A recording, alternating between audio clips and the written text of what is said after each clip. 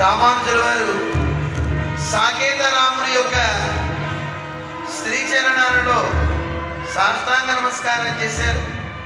అర్చక స్వామివారి శ్రీహస్తాల ద్వారా రామచంద్రుడు రామానుజులకి మాలని శేషవస్త్రాన్ని సమర్పణ చేశారు.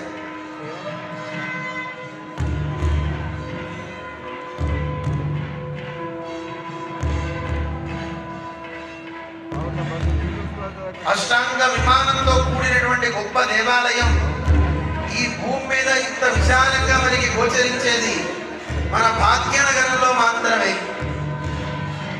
హరి హరి స్వామి హరి హరి.